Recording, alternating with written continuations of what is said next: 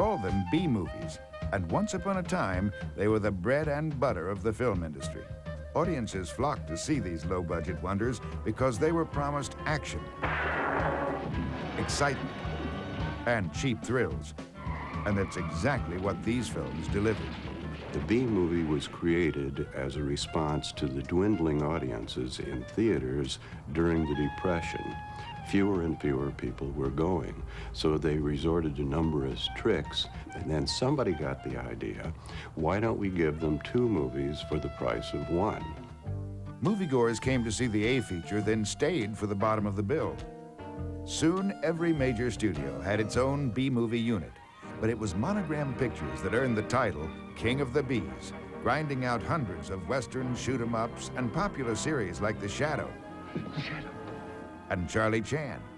One murder, too many suspects. Too many people have motive. Very often the B-movie would have a somewhat faster pace because they didn't really have time for a lot of shots. And some people began to look forward to the B-movie because it was often done by young directors on the way up. Reveling in the excesses of every film genre imaginable, B-movies made up for their lack of character development with lots of action and colorful dialogue. I got a notion to open you up and drain some of that cheap sherry out of you. Don't move. Don't say a word. I want to remember you always, just the way you are. I saw that movie, too. Whereas an A movie might take 2-3 months or longer to make, a B movie would generally be made in 2 weeks. The true mavericks of the form, directors like Don Siegel, Phil Carlson, William Bodine, and Robert Aldrich, were able to work wonders with shoestring budgets, occasionally producing a minor masterpiece. I built the studio. I, with my brain and my hand, I ripped it out of the world. B-movies also proved to be a great training ground for up-and-coming talent that would soon move on to bigger and better things. Why, you want to make something of it? Of the stars, one of the greatest was Lawrence Tierney, who played Dillinger. He was very, very good and became one of the greatest of the kind of tough guy B-movie actors. By the same token, B-movies also provided steady work for former stars whose careers were past their peak. I'll scram. Oh, isn't that pretty? It is, ain't it? B-movies could also get away with more unconventional subject matter than an A-feature because B-movie directors were usually free to experiment with style and content, as long as they didn't go over their meager budgets. And audiences got mixed genre films like a horror movie crossed with a Nazi subplot. Against an army of zombies, no armies could stand. And scenes combining actors with stock footage backgrounds. And films with once controversial subjects like schizophrenia, which major studios were afraid to tackle.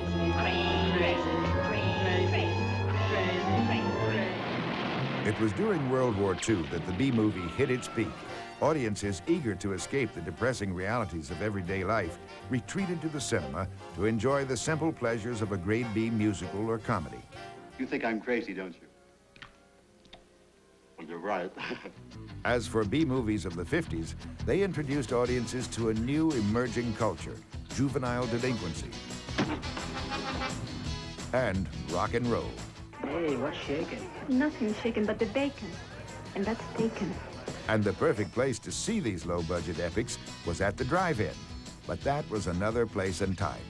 By the mid-60s, the B-movie industry was put out of business by competition from television and Hollywood's attempt to attract larger audiences with bigger and more spectacular films.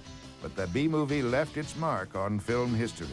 In other parts of the world, particularly Europe and most importantly France, the new wave critics of the early 1950s saw the B-movie as an uncorrupted form of American culture. They said, these are important artifacts of pop culture.